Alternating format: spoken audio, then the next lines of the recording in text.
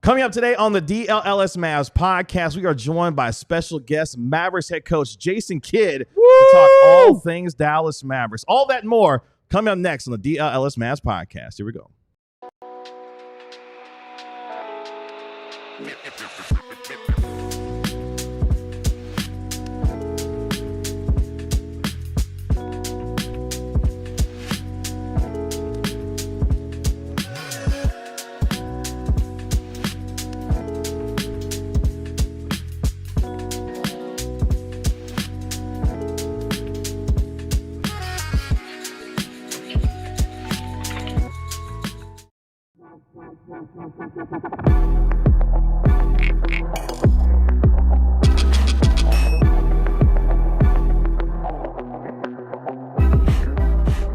Hey, what's up, DLLS Mavs Nation? It's your man, Kevin Gray, alongside Mavericks beat writer Tim Cato, national NBA insider Mark Stein, and our Mavericks analyst Bobby Corella. We, of course, are DLLS Mavs. Appreciate you joining us here on DLLS Sports. Coming up here in a matter of moments, we'll be joined by Mavericks head coach Jason Kidd as we talk all things Dallas Mavericks going into the NBA draft lottery and more. Make sure you like, comment, and subscribe to DLLS Sports while you're here. And you can do the same for our podcast, wherever you get your podcasts for free. Give it a 5-star rating and write a review for it while you're there on this amazing Monday, as my daughter said, going into school today. How are we feeling today, gentlemen?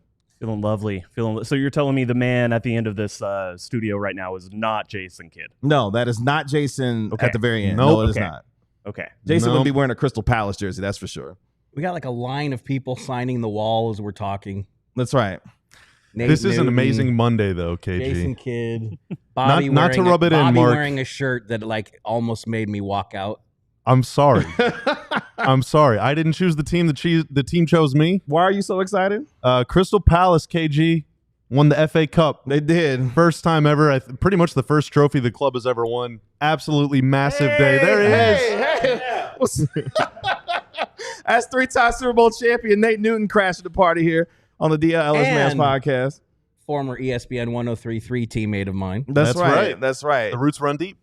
Big day for us. Not here. how he's known in town. No. He, of course, three-time Super Bowl champion. Big day for us here at DLLS Sports. As you just saw, Nate Newton, he was on with the Cowboys podcast. Will McClay was also on with the Cowboys podcast as well. So if you're a huge Cowboys fan, make sure you check that out. Huge show today with Jesse Holly, Nate Newton, and, of course, Clarence Hill. And, of course, as we mentioned, Jason Kidd will be joining us here momentarily. But, gentlemen, let's get into it because the NBA Conference Finals are set. The final four teams are in the Conference Finals. The Minnesota Timberwolves, Oklahoma City Thunder, Indiana Pacers, and New York Knicks, which means we will have a first-time champion of one of these four teams. The Knicks, of course, won their last title back in 1973. The other three teams have never won an NBA championship. So now we got our final. You don't count the Sonics for the Thunder? The Thunder don't count the Sonics as far as their own championship, as far as I understand. So what do we think? You are right. That's true. Even though the record books do, but they do not. Yeah, the Thunder don't recognize the Sonics as far as their championship is concerned. So initial thoughts after Shai Gilgeous-Alexander, the Thunder, take out Nikola Jokic and the Denver Nuggets yesterday.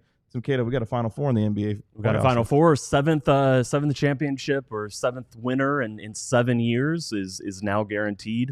It's very much the era of parity in the NBA. I think there's a lot of reasons for that. A lot of how the salary cap has dictated, just team building and roster building and how teams approach NBA seasons and the difference of the postseason and the regular season, I think, has never been starker. I think we're going to have an interesting person to ask about exactly that here coming up in a little bit. But yeah, I enjoyed it, and credit to the Denver for what I thought was ultimately a pretty valiant run, given everything. I mean, it was a very limited Nuggets team. Yeah, Jokic was Jokic, but Porter wasn't right. I still don't know how Aaron Gordon played on a grade true. What a beast! Great point. Yeah, what a warrior! Didn't even know that was possible. I think this is what the league wants. I really hope when Adam Silver does his press conference at the finals in a couple weeks, I hope he is directly asked 7 different champions in 7 years. This is what the league wants. Remember, before that, it was just Cavs, Warriors on repeat. Rinse and repeat. That's right.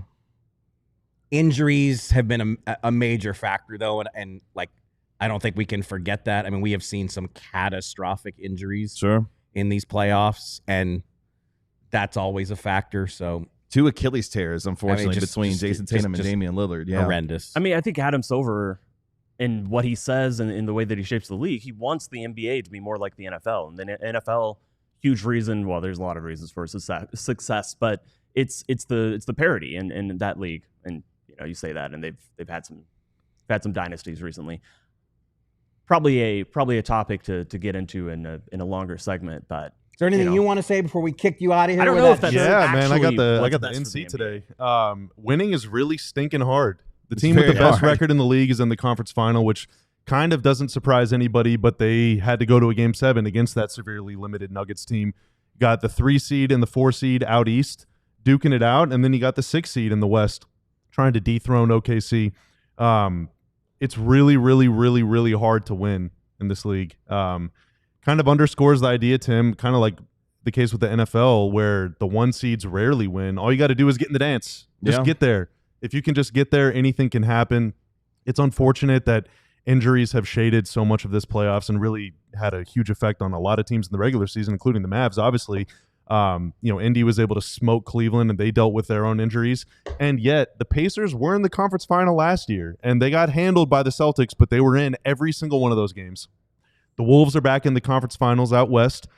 They got smoked in the conference final last year by the Mavs, but they were in every single one of those games. Are you mentally ready for Jalen Brunson versus Rick Carlisle? Oh, my God, dude. I cannot believe that I'm a New York Knicks fan, although there are people in the Pacers organization that I greatly respect. I love Jalen that much.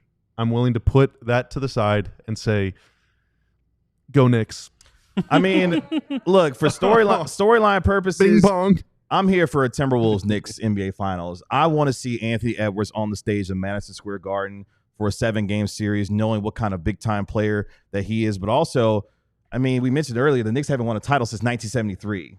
And Jalen Brunson becoming the superstar that he's become, having a chance to lead this franchise. In fact, not just the storyline with Anthony Edwards going to Madison Square Garden. Stein, you know this better than anyone. The Minnesota Timberwolves and New York Knicks trading Karl Anthony Towns and Julius Randle for one another. They could see each other in the NBA Finals. So a lot of juicy storylines if a Timberwolves-Knicks Finals emerges. But also, you mentioned it, Bobby, a 68-win team in the Oklahoma City Thunder, prohibitive favorite throughout the entirety of the season, now having a chance to make good on what their young core is there. And Indiana, second conference finals appearance in as many years, Tyrese Halliburton, Mr. Clutch in these playoffs so far. You've got a lot of great storylines and a lot of terrific players that have a chance. All these teams built in different ways, too. OKC, obviously, through the draft over many years and then splurging this summer, getting a couple guys. The Knicks just absolutely going all in the last couple of years, getting Anunoby, getting Bridges, getting Cat. Pacers. Cat? What do you mean? It was an inside deal. Oh, sorry. It's like, oh, my God. Did I misspeak for the great Mark Stein? Pacers kind of doing a little mix. Wolves doing a little mix. Pacers traded a guy that their fans loved for a young kid, took a chance on Halliburton, a very calculated chance. Swindled him in that trade, got a great player. The Wolves got the number 1 pick and then also made a huge trade. Like all of these teams kind of building differently, providing different roadmaps for teams that want to take their spots next year. Yeah, but kind of the same one at the same time. You go for it. You go for it and you work around and you be aggressive around the cap. Yeah. I think that's the Minnesota story. Because just get in. Yeah. Give yourself a chance. I mean, Indiana's a great example of that. We talked about 16-game players versus 82-game players. Is Indiana the first 16-game team? Just in the sense that their play style works so well. Their specific stretch 5 offense just is so hard to deal with when you come up against it in the playoffs. Obviously, Rick Carlisle is a big part of that. It's just it really jumps out to me. But pretty much all of these teams could have sat around on youngish cores. Could have said, well, what if they just get better? And it's the classic trap that so many fan bases, so many fans, and sometimes even teams and front offices and franchises fall into, where you see the youth of these players and you think about what could be. But what could be isn't now. And so every single one of the Indiana trading for Siakam and New York going out and going and getting and spending 5 first-round picks, but saying Mikal Bridges is the guy, and he's turned out, especially defensively, to be a little bit of a playoff riser, or at least kind of getting back to defensively what we expect of him, what he once was. Oklahoma City is a team that could have gone for it even more. And if they fail this run, Don't say it.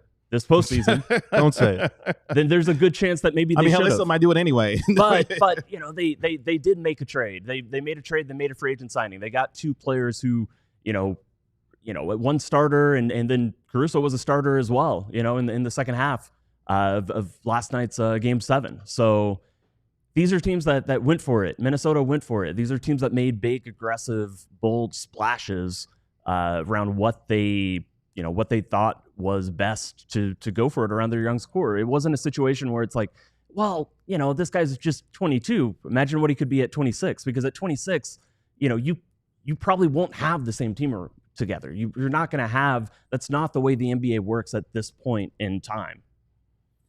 What do you think about Caruso's defense on Jokic, Mark? Did he set the record for fouls in a game, or is it just no whistle play on? I believe the record is 6. Oh, okay. So right, yeah, it's a record that a lot of people have tied for. He is a ridiculously good defender and a ridiculously valuable player. And I was not alone. The Thunder stole him from Chicago in a trade that cost them 0 draft compensation on top of Giddey. But yeah, I think there definitely is something to be said that once you establish that reputation as a defender, you get away with more. And he got away with some stuff. A little bit. It's still amazing. Like, how did a first round pick not just kind of sneak into that deal? 2 seconds. 1 second. Sam Presti, there is no way. If we had Sam Presti on the show right now, do you think or DLLS? Do you think you could name with every OKC. single first round pick that's owed to OKC in the next 5 decades? You just don't The trade next with them. millennium. Just incredible. Or you do and you get a pick. Yeah. right. I'm gonna say, or you just get a pick out of the deal. Just Sam, say you no. have 500. Take the dare pledge. I'm sure our CSGO folks are lamenting the fact that Giddey and Caruso were traded straight up for one another. Caruso having a big effect. He was tremendous in the deciding game to help the Oklahoma City Thunder reach the conference finals, where they will take on Anthony Edwards and the Minnesota Timberwolves. Knicks, Pacers, old school Eastern Conference Finals, throwback to the 90s. And, of course, they'll see that in the Eastern Conference Finals. Let's take our first break here on the DLLS Mavs podcast. When we come back, we will be joined by Mavericks head coach Jason Kidd live in studio as we will discuss everything Mavericks basketball with him coming up here next on the DLLS Mavs podcast. Get ready for the season ahead with quality shades built to last. Our friends at Shady Rays have you covered with premium polarized shades that won't break the bank. Shady Rays is an independent sunglasses company offering a world-class product rated 5 stars by over 300,000 people. Their shades have durable frames and crystal clear optics, making them the perfect choice for all outdoor adventures. They have hundreds of options to choose from, so you're bound to find the perfect pair to match your style. They probably even have a style in your favorite team's colors, which right now is that Duke. It's that blue and white. It's a nice shade of blue. Yeah, a nice shade of blue Duke and white. Blue. That's right. Yeah, That's right. absolutely. Plus, if your shades ever go missing or take an unexpected hit, don't sweat it. They have the most insane protection in all of eyewear. Every pair is backed by lost or broken replacements. Exclusively for our listeners, Shady Rays is giving out the best deal of the season. Head to shadyrays.com and use code DLLS for 35% off polarized sunglasses. Try for yourself the shades rated 5 stars by over 300,000 people. Let me talk to all my ball knowers out there. When it comes to Sleeper, the best fantasy play platform out there, allows you to put your ball knowledge to the test by picking whether your favorite or least favorite players will have more or less than their projected stats each week. The Stars in the conference finals for the second year in a row. If you're going to take Miko Ranson and have a goal and a half against the Edmonton Oilers in Game 1, you could be a winner when it comes to Sleeper. With Sleeper, the more picks you combine, the more you can win, all the way up to 100 times your money. Sleeper keeps you in the loop with instant alerts and breaking news and major injury updates so you can stay ahead of the game and keep track of league updates so you're always ready and informed to outsmart your friends. So if you think you have what it takes, new users can download the Sleeper app and use code DLLS Mavs to get $55 off in free entries. To get $55 in free entries when you place a $5 contest, it doesn't have to be your first one as well. Remember that terms and conditions apply. See Sleeper's terms of use for details. Currently operational in over 25 states, so you make sure you check out Sleeper today. We are now joined live in studio by a 10-time All-Star, a member of the 75-year NBA anniversary team, 2011 NBA champion, of course, Naismith Basketball Hall of Famer, and most importantly these days, the head coach of your Dallas Mavericks. He, of course, is Jason Kidd. Jason, what's going on? Nothing. Thank you for having me. Appreciate you hanging out with us here in the DLLS studio. So what do you think of the digs when you walked in? This is sweet. This is really nice. I can come to work here all the time. This is really cool. Yeah, we figured we send you your buddy, have you sit behind you too, in terms of not only Mark's time, but got Dirk sitting behind you too. I'm always feeling good when I see 41 behind me. There you go. Well, let's get into it, Marstein. Go ahead. None of that kid from Duke stuff. You want to tell us who you drafted on June 25th. We love that kid from Duke. Been studying him a little bit, and so that's the answer. That's the real answer. I mean, this draft is really talented. You have some young men at the University of Rutgers, and so it's exciting. But right now, I'm studying the young man that used to play at Duke. So you guys have a very tricky thing headed into next season, where we all understand Kyrie, the quarterback of the team, is going to miss. We don't know for sure yet, but it's gonna be a significant chunk. Maybe half the season, maybe more. How do you see like how difficult is that? And I know the roster isn't set, but how difficult is that going into a season where you've got an All-NBA point guard who the drinkster, as you like to say, he's going to be there later in the year, but you have to plan both without him and then you have to plan with him. How do you go about that? And then the kid from Duke, Cooper, how much does he make that whole situation easier? Well, I think it's, we understand Kai is out from the injury. And so I think you can look at it as a positive that we know he won't be back until January, February, March. And so to be able to build the roster, maybe looking for a player that can fill that void until he can get back. Also a player that can play with Kai. Also a player that might not play as much when Kai comes back. And so being able to look at free agency that way. But again, next man up mentality, as if you look at the roster today, understanding Dante and those guys and Spencer, those guys did an incredible job when you talk about Spencer coming, to us and having the opportunity to, be that third string point guard, but turned out to lead us in minutes. But Dante, again, when healthy, played his part at a high level. And so it's exciting. Understanding we have the number one pick. And if we go after the young man from Duke, it gives us a lot of options because he can play multiple positions. You can have a jumbo lineup out there where you're extremely big. And then also you can go small. So this is, as a coach, but as a Mavs fan, this is an exciting time. And then you say January, February, March when talking about Kyrie and his potential return. I didn't want to put a time limit on it because I don't want to be held to, you said January, so we got to give me some leave room there. But knowing Kai, he's going to try to come back soon. And all positive news so far? Yeah, Kai's been great, positive. As you know, he documents everything. And so but talking to him, his spirit, he's in the right frame of mind.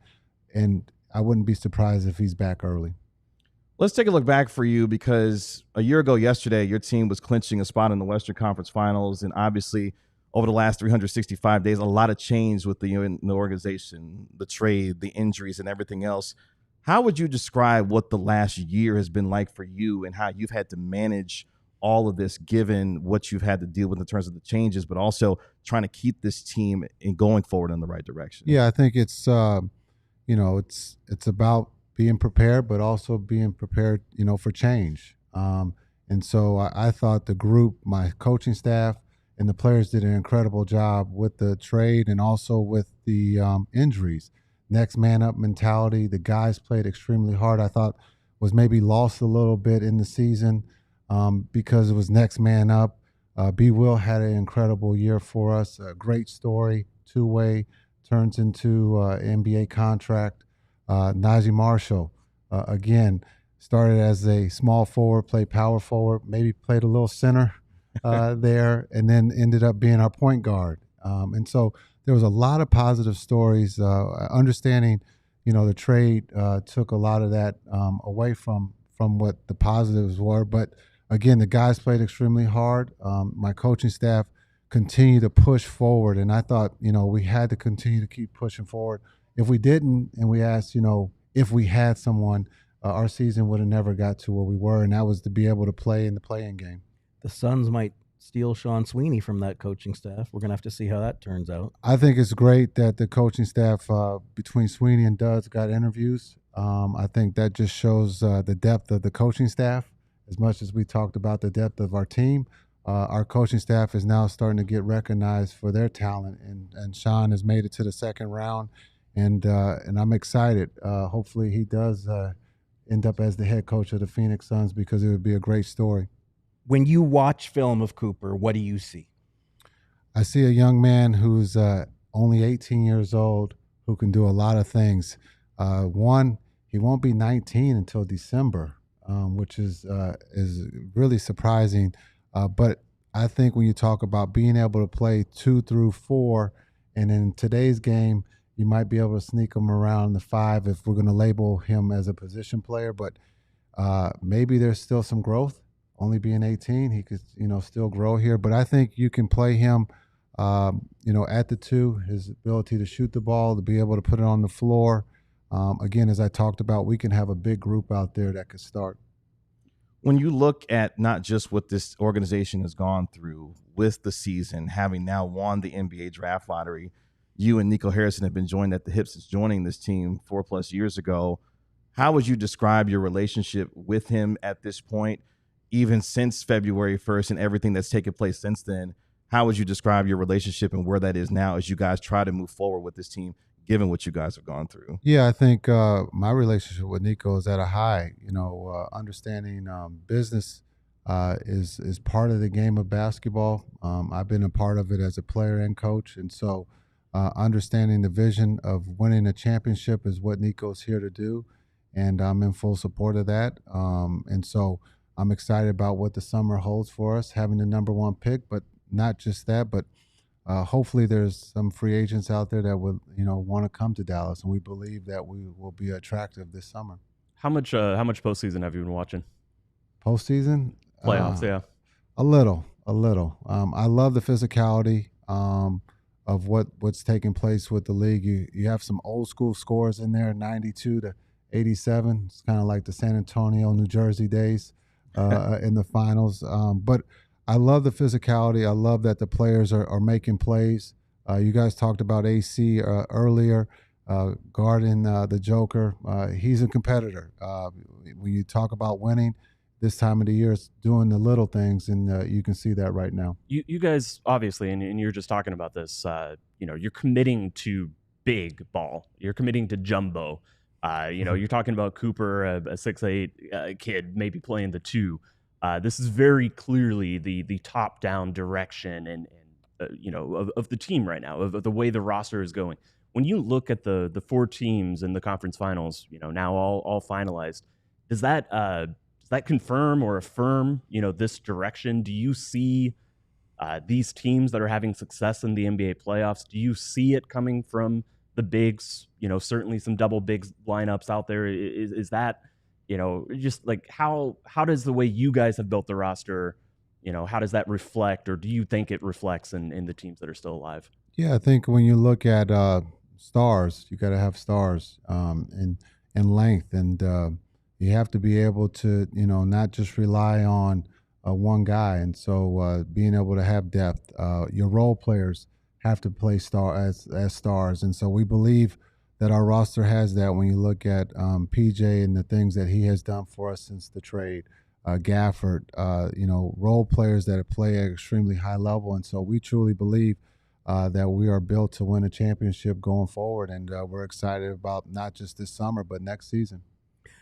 I got to keep asking about Cooper because it's been a week, and I still cannot believe that the Mavericks of Dallas won the number 1 overall pick, finally moved up in the lottery. So we know in the near future, you guys will have some time with him, yes, whether you visit him or he comes here.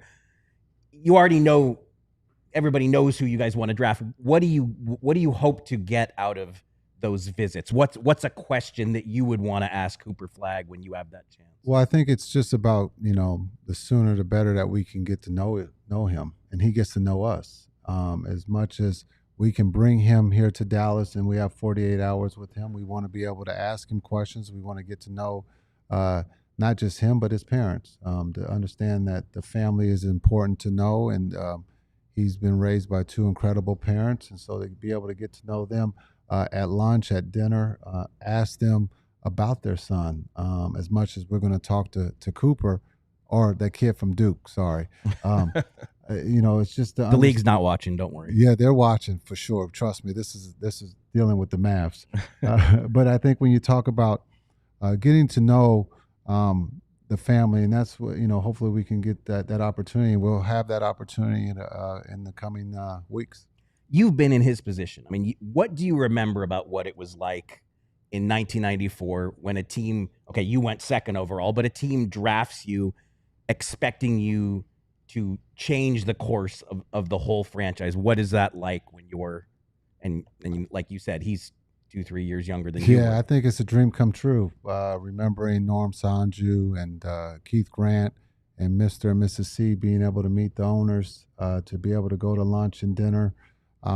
It's just surreal because it's a dream come true because you get to see these guys on TV, you get to work out with them, and now to be part of the fraternity. This is something that you dream about as a kid, and for it to come true, you just can't wait for your name to be called. I had to wait for Glenn Robinson, and then hoping that I beat Grant. So I got lucky to be number 2, but whoever is number 1 won't have to waste any time because it's going to be quick. So I'm excited for this young man to have his dreams come true and then help him achieve those goals, and that's to be the best in the world.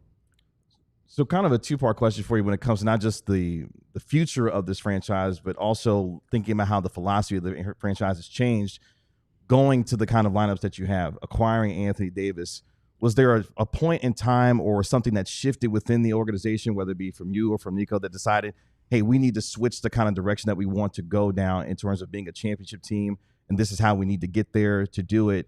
And for those who are still maybe frustrated about the trade or even in the euphoria of winning the lottery, what would you say to fans about how the direction of the franchise is going? What would your message be to them? Yeah, I think I can truly understand the frustration or the hurt of the trade, right? Luka is one of the best in the world, and he was here. He played at a high level, and all of a sudden there is a change. And so understanding the frustration, but we have to move forward. And there is a draft, and there will be another season. And we truly believe that we have the best fans, and we would love for them to support us, not just this summer, but going forward, and that we are trying to win a championship. We won one in 2011, and we plan on winning another one here shortly. Did you anticipate the fan reaction to be this, though, as big as it was? It was big. I mean, again, I've always said this, the fans have a right. They pay money. They're very supportive. We have the best fans in the league, if not in the world. And so understanding they express themselves, but I would hopefully ask them that, can we move forward? Because we need their support to win a championship. And again, just understanding, was it big? Yes. But I think the championship, the parade will be bigger. And so that's what we're looking forward to. Shot creation, how big a concern is it right now? I mean, obviously there's the excitement of you win the lottery, you've got the number 1 pick, but you look at this roster and it's hard to see right now where that is going to come from. Yeah, I think, causing a problem when you can get double teamed, and that's what we believe. AD is one that will cause a problem. We believe PJ is going to get better, being able to knock down the 3. Being able to play faster. As much as we're going to be bigger, can we play faster? Taking advantage of that. And so I think when you look at, Clay, I thought, again, we didn't bring him up. I thought he had an incredible season, not just on the floor, but in the locker room, being a vet, because there was so much speculation of him wanting not to be here, but he was nothing but a true pro. And so when you talk about creating shots, you can look at being different because we are bigger and we'll be able to create those double teams. Now, we just have to be consistent on being able to knock down, wide open shots just like anybody else in this league. And sorry for keep bringing it back to the young man from Duke, but I can't resist. That's you all right. obviously have Coach K didn't coach him, but there's a long-standing relationship between you and Coach K. So what kind of resource can that be to kind of get the Duke files on him? Well, the Duke Mafia, there's a lot of people that I do know. So Coach K being one of them. Grant Hill being another one. Grant Hill being another one. And also Coach Shire, I think being able to reach out and talk to him, again, understanding Coach K got to see the young man a lot. And so just being able to pick his brain, ask questions, but also, Grant Hill, there's a lot of guys that have gone to Duke that I've become close to. And so hopefully they can give me some insight. Of course, you and Grant Hill will forever be tied together, being co-rookies of the year back in 1994-95 during that particular season. Of course, we're joined by head coach Jason Kidd here on the DLLS Mavs podcast. As we get ready to close here, one of the words that you used to describe this season was incredible, given everything that happened throughout the season. When you look back on this season, how will you remember it now that you're looking forward to what is going to potentially happen on June 25th with the selection of the young man from Duke? How will you remember this season as you look back on it, given everything you guys went through? Yeah, when I use the word incredible, I just thought there was, 4 or 5 seasons wrapped into one. When you talk about just the injuries, the trade, the injuries, And so just understanding the fight, there was no quit in that locker room. And so we learned a lot. We pushed forward. I know we used the word next man up and almost ran out of next man up. But I thought, we're trying to win, and there is no quit. We're going to fight to the end, and I was very proud of those young men in that locker room, and especially to my staff too, for putting those guys in a position to be successful. Well, Jason, we appreciate your time here on the DLLS Mavs podcast. We know that you have an extremely busy schedule, especially during this time of the year, as you and your team prepare for the NBA draft and on June 25th. So we appreciate you taking the time with us here on DLLS Sports. You also join us on the podcast. Need to say, and he insisted on coming in here. We offered him to do it remotely, and he insisted on coming in. So I wanted to come in. I got to see you guys up close. This is incredible. Thanks for having me. Jason, one final closing question. Roughly, how many fitted hats do you own? Distinct, different Mavericks ones? Too many. Too many. Great question, but that's a 30 to 40. It's got to be more than that, it feels like. I'm going on the low. Got to get him a DLLS hat. Man, those hats are sweet. Or a T-shirt. Let me rock a T-shirt. We're going to hook you up. We're going to hook you up with some merch for sure. Don't you worry about that. Jason, we appreciate the time, man. Thank you so much for joining us. Thank you, guys. Thanks for having me. That's Mavericks head coach Jason Kidd up to join us here on the DLLS Mavs podcast. When we come back, we'll react to what we heard from the head coach of your Dallas Mavericks as we continue coming up next year on the DLLS Mavs podcast.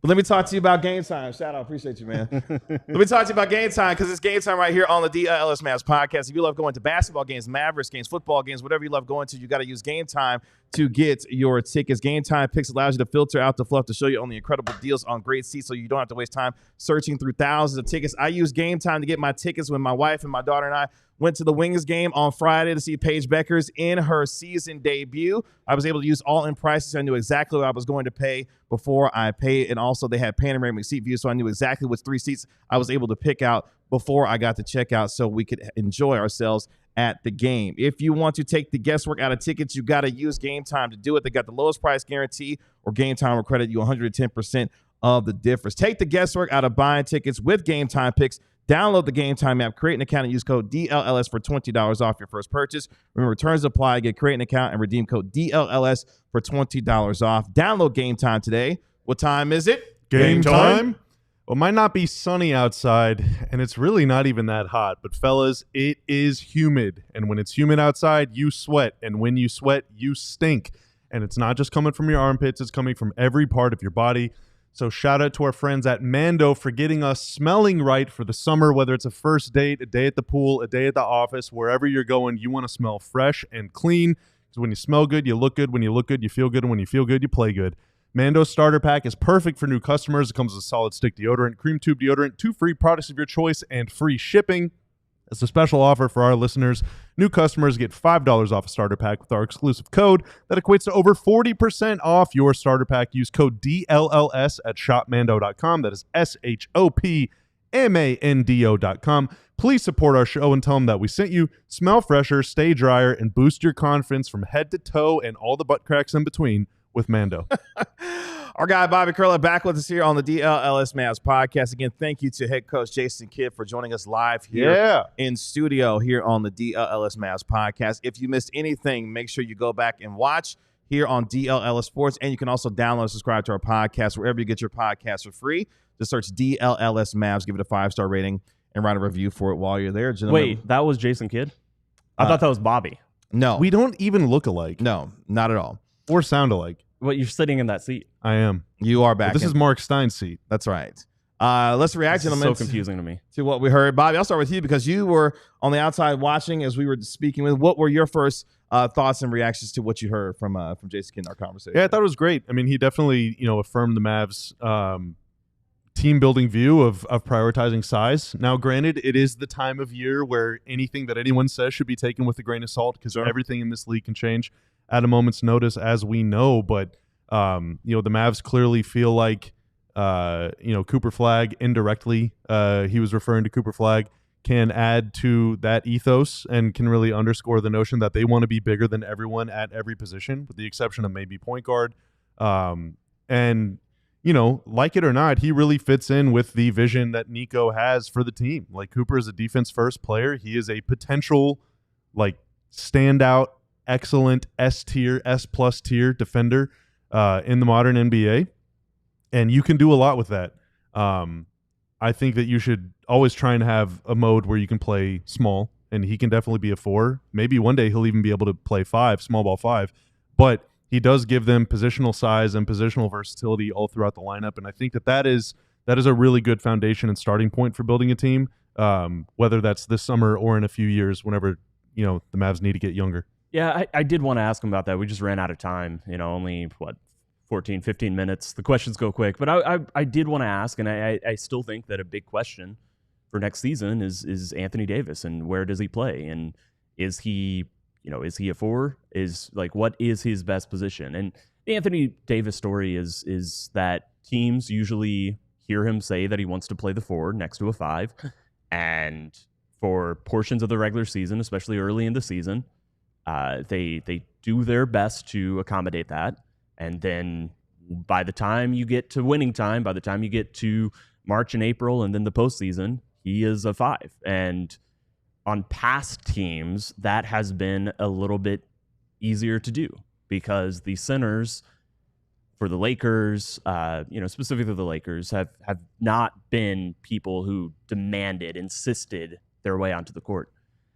If Dallas has Derek Lively for the next 10 years or just next season, as long as he's on the team next season, and as far as we know, that's absolutely the plan in the case. That's harder to do. And so is this a situation where, Dallas is just going to constantly lean into these big lineups? Or, is it something that as time goes on, Cooper Flagg next to Anthony Davis is the 4-5 that brings Dallas the most success? I could see that being the case. Let's hop in a time machine real quick. The last time the Mavs picked nearly this high in the lottery, all the way back in 2018, Tanner. Thank you. A voice from off the screen appears. In 2018, they draft Luka. Obviously, at the time, it was right after Dennis's rookie year. There was still this belief that he could develop into a player. Maybe some within the organization didn't see it that way, but Luka wasn't drafted in 2018 to be the point guard. It became clear that Luka was the point guard the first time that they scrimmaged together leading up to training camp. And slowly, I guess quickly in the course of someone's rookie year, but by December, he was the point guard. And by January, they made a trade to make him the point guard. So I feel like with Cooper, it's one thing to watch his tape. It's another thing, Mark, you were asking about, actually visiting with him and getting to know him. It's another thing to see it on the court. And once they see him on the court next to these guys, I feel like that will influence their decision making. If he's as good as we think he could be immediately, that could immediately impact their decision making. Yeah, the versatility I think is what excites me most about Cooper Flagg, knowing that on both ends of the floor He can defend multiple positions. You feel comfortable putting the ball in his hands. And what does that look like as he continues to develop his game still at the age of 18, and how that will look aside what will be a very big lineup when it comes to the Dallas Mavericks, and allowing him to naturally develop as a rookie. I think one of the best things about his situation in coming here is that he will not have the pressure of a typical number one to step in right away and prove that he is not only worthy of the number one pick, but try to save a franchise in order to get them to a point where they weren't necessarily before prior to drafting him. He will not have that pressure coming into the situation here in Dallas. And I think that will go a long way for him in terms of not only shortening his learning curve, but giving him the opportunity to naturally progress as a rookie. That should continue to give him the kind of confidence that by the time he does eventually become the man around here, he will have had the necessary and requisite experience to be able to step into that comfortably and then lead the franchise going forward. So for me, that is what I'm most excited about. So he can step into a situation that he can learn from a lot of good players, but also comfortably move forward in terms of his rookie development here. Yeah, I think Bobby's comparison to Luka and the first couple months of Luka is a very apt comparison.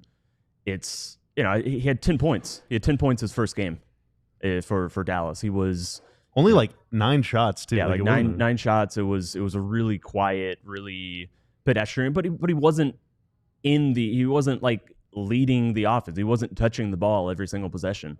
This was still a guy who would spot up in the corners a lot.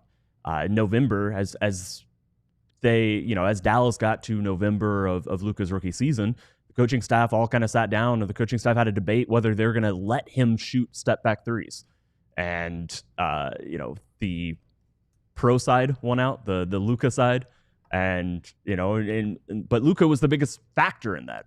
Luka was the guy who pushed past all even the lofty expectations Dallas had for him. 5 of 16 his first game, by the way. It was actually very bad. My bad. Yeah. You said 5 of 16? 5 for 16. Yeah, Wow. in Phoenix. Yeah. In Phoenix. I was at that Staten. game. I was also at that game, yeah. I believe.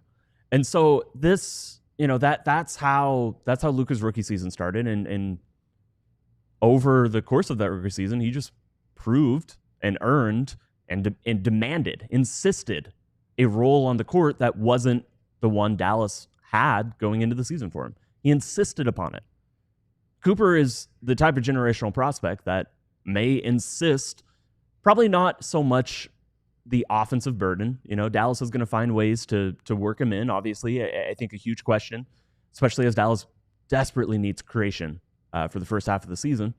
A huge question is how much Cooper can contribute to that right away. And I asked J-Kid about that.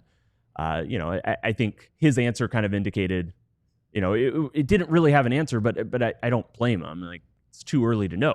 Some of it is him getting on the court. Some of it is Cooper going and either earning that or just seeing whether he's up for it. But defensively, he absolutely may also, insist upon a type of lineup orientation that makes it clear Dallas has to adjust to him, because their future is Cooper Flagg. Their future, their next few seasons are they're aiming to win a title. That is absolutely true. And they can do that right now because Cooper is a ready now NBA player. But there's still a level of understanding, and maybe it's not there. Maybe that's the thing. Maybe next season, maybe they go into next season still operating on the mindset that Cooper is the future, but right now the emphasis is how he can fit with Anthony Davis and Kyrie Irving and what this team believes is a championship roster. Is that going to be the case a month in, 2 months in? Is that something Cooper is also going to change? Is he also going to come in and just make it very clear that, whatever plans you had for a championship roster, it starts with Cooper Flagg, and it starts with him in the best position, playing the position, playing the on-court position that makes the most sense for him, that gets the most out of him, that's best for his development? I mean, I think these are all, they're much, much, much better questions, much more fun questions to have about Dallas going forward and their future than what we were dealing with, a couple weeks ago. But absolutely, there are big, big questions with, a lot of people, I'm sure in the franchise have a lot of different ideas and thoughts about it, but how they answer it, what direction they choose, how the perspective and the direction and, what they're building around, what player, how much Cooper kind of grabs away, takes the future, and it's just like, this is my future, and everything that we do is going to be dictated around, what is best for me. I think that's a huge question going into next season. Coming up here on the DLLS Mavs podcast, when we come back, we will dive more into our conversation that we had with Jason Kidd. Plus, we'll take a quick look at the Stein line. It has some nice nuggets this weekend when it came to your Dallas Mavericks. We'll do all that and more coming up next year on the DLLS Mavs podcast. But, Bobby, don't you worry about it. I got you. Oh, my gosh. When it comes to being a diehard, let's go. You can become a diehard here by visiting alldlls.com, clicking that diehard button, joining us for just $7 a month to become part of our DLLS Sports family. Over 24,000 subscribers strong here. The quickest way that you can support us is to like, comment, and subscribe to DLLS Sports. But when you become a diehard member, you get access to our member-only Discord, 20% off our events. You get access to tremendous pieces from our guys, Tim Cato, of course, covering the Mavericks, Clarence Hill Jr., and Tell Him Something Joe Hoyt when it comes to the Dallas Cowboys, Jeff Wilson when it comes to the Texas Rangers, and Sam Nessler and Sean Shapiro chronicling and detailing the Stars' run to the Western Conference Finals. You get all that and incredible benefits here. Plus, somebody's got a physical diehard card. Somebody's going to show here in just a moment. You get your physical diehard card as well. Oh, come on, Stein. Mine is right over there. Okay, Stein's going to pull out his physical diehard card. Mine's on my coffee table. If he can lift it up out of his,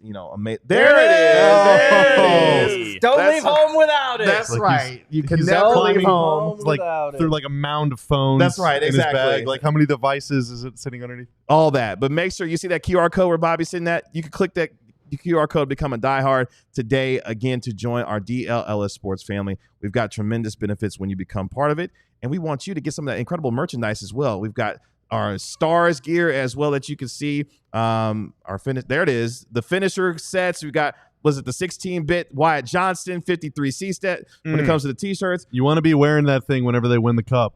That's right, because we want you to make sure you're supporting the Dallas Stars. They made their run to the Western Conference Finals. They're going to take on Connor McDavid and the Edmonton Oilers. I know. I've never liked anyone from Edmonton. I'm not going to lie, though. Except for, I believe Diehard Alley lives in Edmonton. Diehard Alley is awesome. Everyone else in Edmonton stinks. Edmonton needs Mando. Mikko Rantanen versus Connor McDavid. Just take all my money. It's going to be a hell of a Western Conference Finals. Hopefully the Stars can punch their ticket to the Stanley Cup. Again, alldlls.com. Become a diehard member today for just $7 a month and join our family here at DLLS Sports. Let's finish up here on the DLLS Mavs podcast. Again, thank you to head coach Jason Kidd for joining us during our program. If you missed anything, download our podcast wherever you get your podcasts for free. Search DLLS Mavs. Let's get to a few super chats here before we get to a couple notes from Mark Stein and his tremendous work over the weekend in the Stein line. From Corbin with the $5 super chat.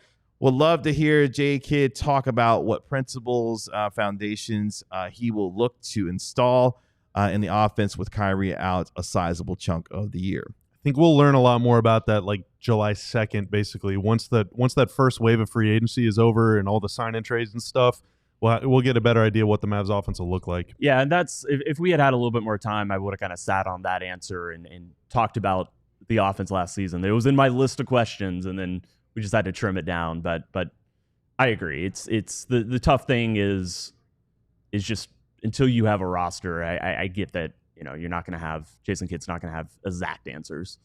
Corbin back in with the $2 super chat. Also, what he wants D-Live to work on this summer. I appreciate Health, please. Healthy, yes. Everybody be healthy. That's what we're looking for. Self-creation. Self-creation also. Ooh. Yeah. Between the legs, has he pull up Jimbo? Exactly that, man. He's got to shoot 5. Can't even look at you in that shirt, man. Wow. He's got to take 500 of those in the gym every day. We are the red and blue. Appreciate Henry Diesel 23 with the $10 of super chats. We'll read this one with the $5 variety. Okay, seriously, ask Kidd why doesn't he use some of the same action for Clay? He ran in Golden State. Could easily average 20 to 25, but he doesn't get enough looks. It is really important on that. I agree some Clay movement shooting is good, but there's no Steph. And that's part of what made Clay so good is that Steph is over here, Clay is over there, or sometimes they're crossing paths. All sorts of chaos can emerge. With the Mavs, there was just none of that element within the offense. The closest they got is like if Luka had the ball with Kyrie over here and Clay over there, but Kyrie is not the same kind of movement guy as Steph, so it's just it's not quite an apples to apples comp. Corbin back in with the $5 super chat. One more. What does he think? Talking about Jason Kidd, what does he think of the seeming huge gap between physicality in the regular season and playoffs, especially this year? Should it be balanced? I think we touched on some of that. He touched on some of that in some of his. He loves it. He loves the physicality. Yeah. He refers to Alex Caruso as AC. Mm-hmm. I would say in many ways that there was this kind of like reversion, I think, from last year's playoffs and the back half of last season's officiating style to the regular season this year. And we talked about that on the show. If they scaled back the level of physicality teams could get away with, that would hurt the Mavs quite a bit. If they let teams play as physically as they did last year, that would help the Mavs quite a bit, potentially some other teams as well, but it wasn't to be. Yeah, that last season's playoffs was the verticality rule got stretched to its very limits. Which, hey, fine with me. Yeah, for sure. We want to watch basketball. We don't want to watch free throws. But yeah, absolutely. I do think it benefits Dallas to, we thought it benefited Dallas last season. Sorry, I guess you just said that. But, it was enormous for Dallas to be able to benefit from that. This playoffs, certainly a lot more physicality. Pretty much any time you make contact with your chest, you're going to get away from it. Like that's like a lot of I guess as we watch like the Denver series and the way Caruso was able to guard Jokic, that stuff is a different element of that. But yeah, it absolutely benefits Dallas and the way that they want to play to be able to get away with more contact in that way. Jordan Freeman with the $4.99 super chat. What I would pay for kids' honest reaction to the Luka trade. I think this year's title is ours with Luka. A future with Cooper Flagg isn't a bad consolation. I appreciate your super chat there, Jordan. Thank you. That's the question. That's right. Carrie Matthews with the $5 super chat. Will Cooper or Buckets have? I guess they're talking about Paige Beckers. Have a bigger impact on their league. I'll probably go with Paige in this case. We're about to watch 4 terrific stars in the conference finals who are going to have an impact on their league for quite a long time. Paige Beckers has a chance to do it immediately for a team in the Dallas Wings that desperately needs it. I don't want to skip past Blue Tortoise Sports, who chimes in 1999. No, we're not reading that. No. Thank you. Look, he chimes in Fire Nico. There are still a lot of fans who are very frustrated. We are a podcast that understands. The question was asked. And if I don't think there's anything else Jason Kidd. I don't. If you expected a different answer from him, I don't know what answer is going to make you happy. But what we as a podcast, as a show, have talked a lot about this, and that's totally valid. Everybody has their own relationships. There's a lot of fans who have a very complicated relationship to the Dallas Mavericks right now, and the team's belief is that it's going to get better if this team wins a championship, and that's what Jason Kidd said. And I think for a lot of fans that may be the case, and I think for some it's not. And my point here is that fandom is a very complicated thing, and it's not a binary emotion. You are not a fan or not a fan. You are reacting and processing and realizing how to spend your time and how it affects your emotions based off everything that happens completely out of your control. So I just want to acknowledge that. I think I am really happy for the Mavs fan base that they won, they get this gift of winning the lottery. But I want to acknowledge that, for some people, for a large segment of the fan base, this still is not something that completely absolves all of the frustration and anger and raw emotions that they've been feeling. So just acknowledging that, and even as we as a show, try to move on, and now we're excited to talk about the future. Yes, whatever your relationship to the team is, me personally, I respect that. Corbin with the $5 super chat. How do you guys balance questions fans still want answers for, or retribution, with respecting the coach's time, wanting to maintain relationship? Honestly, some of what I just said kind of covers that. I think our show is covering the Dallas Mavericks, and the second biggest NBA news story of the year, has now happened to them after the first. It's something that they were, caused to happen. So I'm excited to talk about NBA and about all the excitement of a generational player like Cooper coming to Dallas.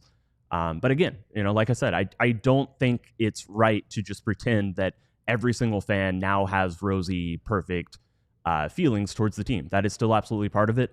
But I can't. There's only so much we can keep saying about that. I think it's important to acknowledge it. I think it's also very exciting to talk about what comes next. Yeah, and just one thing to add there. Look, only you guys can judge how we handled the interview. I mean, I think we asked him a pretty wide array of questions in a one segment amount of space, and look, I think a lot of the answers are questions that would have to be posed to Nico Harrison and Patrick Dumont, who I don't think are going to be coming to the studio to do a live interview with us. Yeah. But I would also say, again, Jason Kidd, I saw him go on the Dan Patrick show. I asked him, well, will you come on our show? Offered him to do it remotely, and he volunteered to come in here. So, the one thing that I'll add, I wasn't even on during the interview, obviously, but whenever we said that J Kidd was coming on the show, there were some people that were like, "Oh, now he's showing his face, redemption tour, all that stuff." J Kidd talked more than any other person associated with the Mavs this season. Like, the most scandalous thing that he did this year was skip a press conference. I wanted to ask about that too. The people that fans want to hear from are, for accountability reasons or whatever, is not the head coach; it's the GM and the owner. And it's J Kidd asked and was asked and answered a million questions about the trade throughout the year. I mean, he had a really tough job in that respect, I think. And it's a great point you made, because it's not an exclusive to Dallas thing. This is the lot for all NBA coaches today. Players and executives are speaking less publicly than they have for years. Yeah. It is the coach in almost every city who ends up being the one who has to field most of these questions. And Mavs fans aren't super used to that, because for the last 25 years, it was Cuban. Like, Mark would log on and post about stuff and give interviews all the time. And hold a pregame interview every single game. I mean, and so, like, for Mavs Towering fans, over us between Rick was never not necessarily the most verbose dude of all time or anything, but Rick would talk all the time, and Mark would talk all the time, and Donnie would talk if he ever wanted him to. It's just a totally different situation now. Ozzy D with the $1.99 super chat. Bobby Carella, cook up a Mavs package for Jaylen Brown, please. Dude, I'm trying so hard. For the last 10 minutes, I've been in Fanspo, and there's so many rules the Celtics are under. They can't take back more money. Right now, the Mavs also can't take back more money, because the Mavs are in the apron as well with the Cooper Flagg pick. They're actually in the second apron. So neither team can take back more than they're sending out. And the Celtics also can't aggregate salaries. It is a disaster. Also going to go out on a limb and say that the Celtics are not trading Jaylen Brown. All right, Mark Stein exclusive. Right. By the way, it was reported over the weekend that by ESPN that Jaylen Brown's dealing with a partial meniscus tear. Has been dealt with that during the postseason. So that's another interesting note for that. Well, so neither team can take back more salary, but an exact match would work. An exact match would work. Okay, Jaylen Brown makes $53,142,264, which I believe is the exact salary you make. Yes. So Bobby Carella. You can trade me for Jaylen Brown. We're not trading Bobby Carella for Jaylen Brown. And before you ask, AD and Giannis make the same amount. AD and Jaylen Brown do not. So there are, because your contracts are percentages of caps, there are a lot of guys that make literally the same amount of money. They are not. They're on different kind of scales. Cat's ready to get rid of you, Bobby. Wow. If I'm making 53, you could send me wherever you want. Jeez. Any team in the league.